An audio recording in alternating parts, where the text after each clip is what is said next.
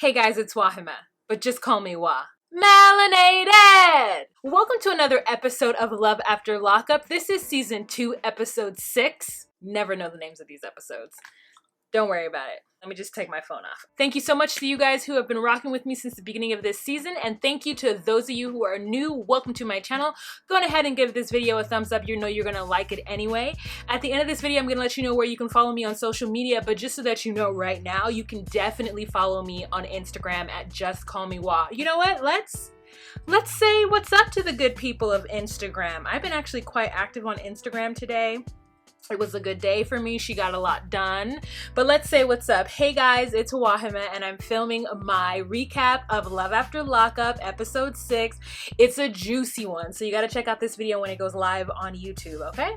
Follow me at Just Call Me Wah. So this was a juicy-woosy episode, okay? There was a lot that's going on. And first, this is the surprise for me for this episode. Let's start off with Brittany and Marcelino. Girl, Brittany messy. Okay, Brittany messy. I was actually quite shocked. She knows how crazy Marcelino is, and she is just giving him fuel for his fire. Brittany's one of those people who's just like, F it, you only live life once, you know, let's just see what happens. And I kind of admire those people because I am not that person at all, but she bold. All right, so it's been a week since she's been out of prison. They are still staying in the hotel because the establishment where Marcelino lives does not allow felons to live there. And I guess I've kind of heard of this, but I've never thought about it and how inconvenient that could be to people who have loved ones who are felons. Like, is it the HOA that's saying you can't do that? Because that feels discriminatory. It's confusing to me why he has to alert the property manager that Brittany even lives there to begin with. You get what I'm saying? Like, I'm just confused with that. But maybe he's a rule follower and he doesn't want to take any chances, so he's just gonna move out. So he's decided that he's not going to redo his lease, and that's why they're staying at the hotel until they can find some apartments. So they have this like cute fake scene where she's down at the pool and he comes to see her and she's in the paper looking for an apartment, you know, circling like Pretty Woman. And he comes down and he's like, babe, have you ever heard of the internet? And they both have a good belly chuckle. And then he says he's gonna run some errands, and they make a vow to always communicate, and he leaves.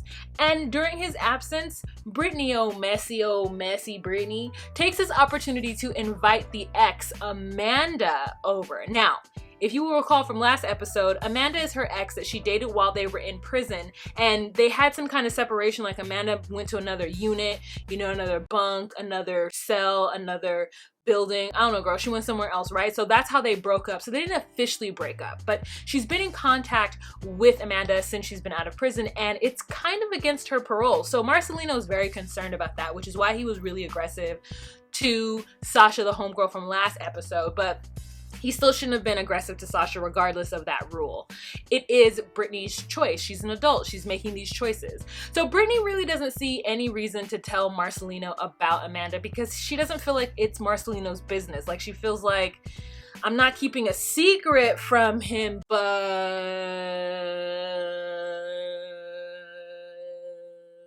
I don't know.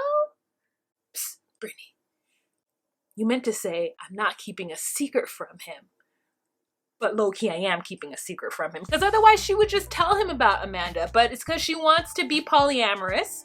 And she doesn't know the right words to communicate that to Marcelino, who feels like she's just been waiting for that good man D. Go. Amanda gets to the spot because, oh yeah, Brittany invited Amanda over. So Amanda gets there and they hug and they're excited about how big the room is, and she's like, look at this bed, oh my god, remember we used to hang our clothes up to have sex, and we don't have to do that now, but maybe I shouldn't have had that conversation. Let's go down to the pool. So they go down to the pool, and while they're down there, Brittany drops the bombshell on Amanda. She's like, I'm living in this apartment with my boyfriend and I would like for you to come with me to get wedding dresses. And Amanda's like, what? Amanda is like, so wait, let me get this straight.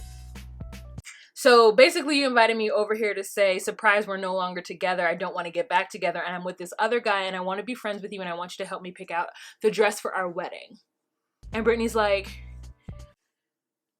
yeah, because I still love you. I'm still like attracted to you. And Amanda's just like, well, I still love you too and I still want to be there for you too, but you see how that is unfair to me. And Brittany's like, no, let's get in the pool. Let's just get in the pool, sex. Like, come. I mean, like, Brittany's game is so good. Yo, like, listen, Brittany is just like Michael. Like, low-key though, like, low-key, she giving me game like Michael. She got a little tripe in her stripes, you know what I'm saying? We're seeing a little content of her character. She tries to get Amanda to calm down by pulling her into the pool and like hugging on her. And Brittany's whole idea is like, listen, you only live life once. F it. I'm gonna jump into this pool figuratively and literally with this girl. And I'm gonna ask Marcelino if he's okay coming along on this ride. So she's planning on telling Marcelino, but she just feels like she's not gonna tell him yet because at this time, it's low-key none of his business. Okay, so I got everything done with Marcelino and Amanda. I mean, Freudian slip, but it soon will be Amanda, Marcelino, and Brittany.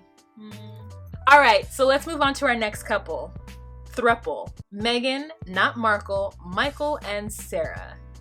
So we start off this episode with, I mean, girlfriend always has to be doing something with her hand, you know what I'm saying? Just Megan, like, peeling that apple. And I'm like, is she making an apple pie? What is she making? I would like to know. I personally don't like baked fruit, but I would like to know what she's making. I really wish I liked baked fruit, like pie, like apple pie, blueberry pie, cherry pie. That all seems so good. Like I can get away with a peach cobbler, but it has to have a good crust.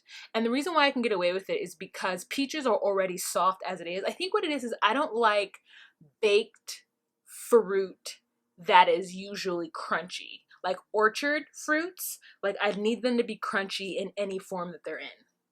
So maybe like, I mean, I'm going down a rabbit hole. Okay, anyway, so let's get back to it. Megan is like peeling apples or whatever, and she's in the kitchen and she's just like, it's day 2 and he still hasn't contacted me. Like, where is him? Michael, in the meantime, in between time, is in the hotel room asking Sarah if she's ovulating. What do you even know what ovulating means? It feels like he's just saying words out of his mouth. And how does she know she's ovulating? Is that something she checks on the regs? I mean, they say they're not trying to have a kid, but they're not taking any precautions, which means that they are trying to low-key have a kid. Because if you're not trying to have a kid, then you do what you have to do to not have them. But, you know, that's the same old story and the same old song I keep singing. So he's like, ooh, I'm about to give you some of this. And then it cuts to, because girl, we don't need to see any more kissing of people doing whatever, right? We don't need to see any of that. So the next scene is them finally getting to Sarah's home where he gets to see Aviana. And there is this really uncomfortable moment where Sarah really wants Aviana to be excited about her dad. But he's a stranger. And guess what? Stranger danger. So she's not feeling it. And I feel like that's really a good testament to how they've raised her. She just don't run just to owe anybody. And I know this is hurting Michael's feeling, but I feel like, you guys, this is good. This is good. Because you're forcing this child onto this strange man that she does not know and expecting her to remember. Like she's 2. She doesn't remember yesterday. She doesn't remember a minute ago. And Michael gets his little feelings hurt, which I understand why he got his feelings hurt. I'm not saying that he was wrong, but he really feels like he really needs his family, not family unit to work, because he doesn't see a family with Sarah. He says that he wants to be close to his daughter. It's really important for him that he and Aviana have a relationship, and he feels the best way to get to the relationship without there being any issues, at least until Aviana fully recognizes him as her father and will miss him and will ask for him. I think he really wants to try to like get in there and get in good. And so that's why he married Sarah, which is so rude and trifling to poor Sarah, because Sarah has been dealing with his shenanigans for a long time. And she's thinking this is finally the opportunity that he's being serious with her, and he is absolutely not. The next day, she takes Sarah to work. Sarah gives him her car. Step number 1 wrong, but anyway, so her husband takes her car and they go to the park with Aviana, and they're having a good time. And I actually think it's so endearing that he allows Aviana to paint his nails. Like something like that melted my heart a little bit. So after they finish running around playing on the jungle gyms, Michael decides it's finally time to call Megan, which he does. And how he does that is he asks a producer for a phone. Girl, I hate, like, have you ever been asked to use your phone? Like the producer, like, I get it. That's your job. This is your person. Like, yeah, let him use your phone. But girl, the random times in my life that I have been asked if someone can use my phone, I'm always like, no, you can't use my phone. This is 2018. Like, if you don't have a phone, that's on you. Can you use my phone? You better go inside a store and ask somebody to use their phone. Go ask that business to use their phone. Like, you're not gonna use my personal phone. Then some stranger, I don't know who has my number all of a sudden. Pff, you bugging. Anywho, that's how I felt about that in that moment. But the producer let him use the phone and he had a conversation with Megan. Megan's so excited to see him. She doesn't care. She forgot about the apple in her anger. She is ready to talk to Michael. So Michael tells her that he has a plan and that he's gonna see her in a week. And he's just kind of like letting go some of the rope and giving her hope when there's no hope to be had. But she doesn't know that and she's really happy about it. And she tries to like jibe him a little bit on why he hasn't been contacting her. But he's on his game. So he's ready. After he hangs up with Megan, he explains to the camera that he has a specific idea. He is going to get in good with Sarah and eventually tell Sarah about Megan. And if she chooses to leave, if Sarah chooses to leave, then so be it. Then he'll just be with Megan. And my thought is, what happens if Sarah doesn't choose to leave? What if Sarah demands things from you? What if Sarah says, no, you need to get rid of her. I'm your wife. I know you for X amount of time. What's your plan then? Listen, this Pacific plan is not good at all. I think he's gonna need to get himself an Atlantic plan and see if that works. I mean, his logic, like, in some crazy way, like, I understand what he's saying, but it's the craziest way to get what he wants. And also the reason why he married Sarah, which is something I forgot to mention. So he married Sarah specifically so he could parole in New York to be next to his daughter. Again, another that melts my heart. But still, he's trifling what he's doing to Sarah and Megan, and his plan is not going to work, and both these women are going to end up hurt. So if he was really trying to not be a good dad, he would have just paroled in Michigan or wherever. I also want to know who did his hair. Who did his hair? That's some skills. Like, that took a long time too. First you gotta like plot it out and then do whoop, boop, boop, boop, boop, and then braid that back. Or actually, I think we saw in the next episode that they're individuals. They're individuals done in like rows going back and then cornrow. Girl, whoever did his hair is a talented person. All right, so let's move on to our next couple. Our next couple that we're gonna talk about is Tracy and Clint. Tracy and Clint warm my heart. I love them. So we start off the morning after. Girl, Tracy has no eyebrows. Tricky Tracy, Raccoon Tracy, Tricky Raccoon Tracy, no eyebrows, ma'am. None. And she is standing out there in a fuchsia bra and panty set that Clint bought for her. And we don't understand why. We don't understand why this scene was necessary. Why she agreed to it, and why Clint is standing there looking like, oh my god, she's the best person, I love her so much, you're so beautiful. And it was just kind of like, what is this scene for? Like, Love After Lockup, we TV, why do we keep being forced to see like half naked or hear kissing or like, what? Why come? I don't want it. I don't need it. So after that, she gets dressed, girl, and she has her 10 a.m. tequila shots, you know what I'm saying, 2, to get ready for the day because she's going to wedding dress shop using Clint's credit card. Oh, in fact, take the debit card as well, just in case you run out of fake money. Take my real money.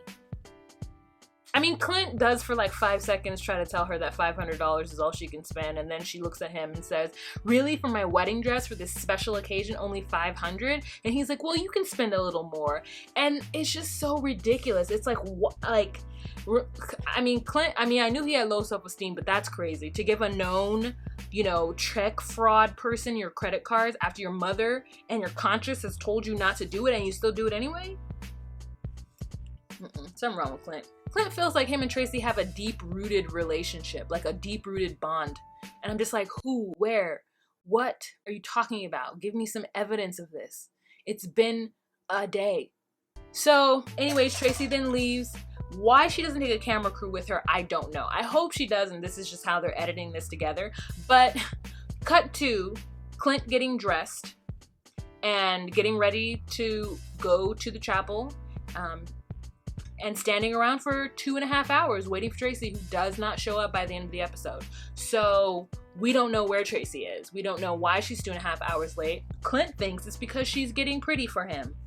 We all know it's because she's probably drunk somewhere or with some other people celebrating, having a bachelorette party with strangers. That's what I imagine. Or at a strip club trying to make some money. Who knows where Tracy is at? Who knows? Clint for sure don't. So the next couple that we're gonna talk about is Matt and Caitlin. So this episode, Matt and Caitlin are sitting at a diner. They are going to meet Caitlin's mother. Matt does not understand how triggering it is for Caitlin to be around her mother.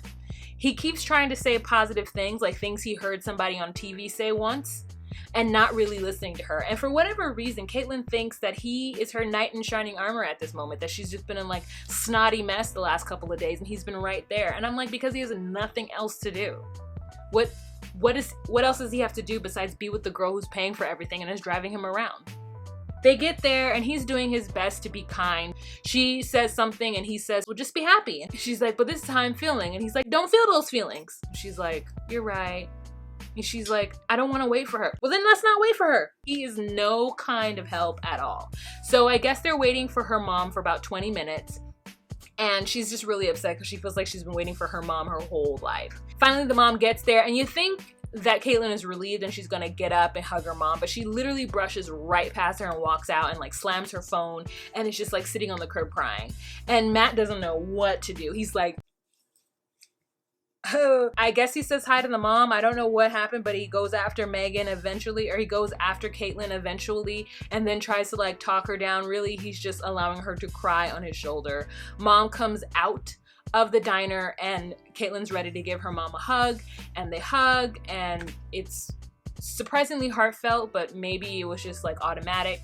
And then introduces Matt to her mom, and her mom is teary-eyed and says, you know, I hope Caitlin one day realizes that she can trust me. Caitlin needs to walk her own path and deal with other things happening in her life. Like, Matt is just a waste of her time. She's like, he's been with me for this past week and he's really been there for me. And I'm like, girl, what? Caitlin, no, why? You know, I heard on the grapevine that she has 2 kids. Where those 2 kids are, we don't know. I'm glad they're not on the show. Like, I'm really glad about that. Last thing that Megan says in her segment is that she has abandonment issues and she really, really, really hopes that everything goes well with Matt. And I'm just like, why would you get with him if you have abandonment issues?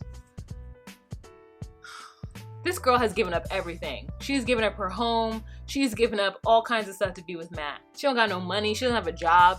It's just so dumb. I don't even know what to do. So we're gonna move on to our last couple, and our last couple are Lizzie and Scott. Okay, so for Lizzie and Scott, girl, this is juicy. So we pick up where we left off last episode. Lizzie's very complimentary to Scott. She tells him he looks so good tonight. Lizzie and Scott are at a fancy restaurant called Tempest. Girl, they really want us to go to Tempest in Wisconsin, wherever that is. And so, like, Tempest, Wisconsin, I'm there. I want some oysters. So she orders lots of seafood. She orders oysters, a dozen. She orders like fried oysters. She just orders lots and lots of oysters. Like, all she can't wait for is like citrusy, slimy seafood to just slither down her gullet. That's what she can't wait for. I mean, I love me some oysters too, but girl. Anyways, and so Scott is sweating. I don't know if he's sweating because the lights are on him or if he's sweating because of all the things that she's purchasing, but he is sweating, okay? She has ordered lots of stuff and he's just like, oh, well, you ordered a lot of food. And then she flips it on him. She's such a manipulator. She's like, oh, well, I only ordered a dozen and then it's an aphrodisiac, but more importantly, you told me I can buy whatever I want. And he's like, I did say that, you're right. So yeah, that's why you're ordering it. I understand, yep, that's what I'm saying. In her confessional, she says that she doesn't want to have sex with Scott because she wants to wait until they get to know each other. And it could take a year, it could take 6 months, or it could take 5 years. She doesn't know. And we're just like, oh my God. Okay. And then at dinner, she orders 2 different cocktails and is double fisting them. Like, after she says that she's a drug addict, an alcoholic, a stripper, and a hooker.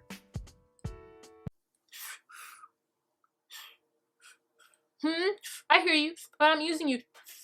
Why do you think I'm using you? I'm not. Also, Jasmine doesn't like you. Why doesn't Jasmine like you? Lizzie is so manipulative. She's literally throwing all of his greatest fears against him right now. And Scott's like, well, because she said that I, gave you money for stuff. And she's like, yeah, you did. And then in her confessional, she's like, yeah, Scott did give me a lot of money to be high on heroin. It's like, You know, he almost killed me. No, what he did is he enabled you to almost kill yourself, is what happened, actually. And it's just like, wow. I mean, I didn't think she was that manipulative, and like she really is. Towards the end of it, she's a little bit more drunk. She's like, I'm not a thief. So I didn't steal your money. You gave it to me. And he's like, well, if I hadn't have given it to you, would you still be with me? And she's like, no. And he's like, well, then. And she's like, well, then what? So he pays for the bill. The bill comes back up, declined. That is my my fear in life. There has been times where I've had $25 in my account and bought something for $20, just praying and hoping that everything comes back okay. I've never had a card come back declined, but it's felt like it's been very close a few times. I would literally die if that happened to me. Like, my whole entire body would like dissolve and melt and sink into the ground. To come back decline in front of somebody he's trying so desperately to impress. Oh my God, girl. And she's like, oh, I feel bad now. We don't have any money? And he's like, no, I have another card. And he passes it and that card works. And we're just like, thank God. And then Lizzie's like, if he's lying to me about his finances, I'm leaving. I'm just leaving. Girl, why would you stay? You wouldn't want to be with him and he's broke.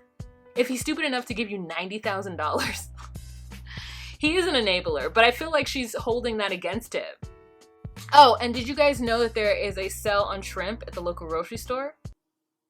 It only costs a $20 bag of meth. Girl, when she said that she used to make fried rice in her room with like a hot stick or whatever, I was like, this woman, like... It's so interesting because Scott says, like, she never lied to Scott. Scott says that on their second time meeting each other, she was so high. Why would you be with somebody who comes to your meeting high? And then he's like, I just knew then that I was never going to give up on her. It was me giving her money for drugs. Like, he completely supplied her drug abuse. And Jasmine's absolutely right. She does not need to be with him. He doesn't know how to say no to her. And he doesn't love her the way she needs to be loved. He loves her for some other reason, but not for herself, because otherwise he would have tried to get her some help and encouraged her to not do drugs. You know, and she's kind of open to talking about her past, and he doesn't want to talk about her past. He wants to just have a clean slate and move on, but she's going to need some help. And I know in real life, I'm actually watching her on Instagram, and she is in the process of getting sober and getting help. So I wish Lizzie the absolute best in real time. I really, really do. All right, you guys, so that's the end of this episode. Go on ahead and leave a comment down below. Let's have a kiki in the comment section, girl. Let me know what you thought of this episode. I thought it was a good, nice, juicy episode with lots of tidbits in it. Go on ahead and like this video. You got this far. That means you did like what I had to say. So give this video a thumbs up. Share this video with your friends on other social media platforms that talk about love after lockup. I also do 90 Day Fiance, and I'm going to be doing Married After FSSA. Every time I think to say Married at First Sight, I think of the acronym, and so all I want to say is MAFS. If you're into Married at First Sight and you want to see my recap on it, I will have that video up later on this week. Just be on the lookout for that video. All right, you guys, remember to be you, be true, and find your place. Bye.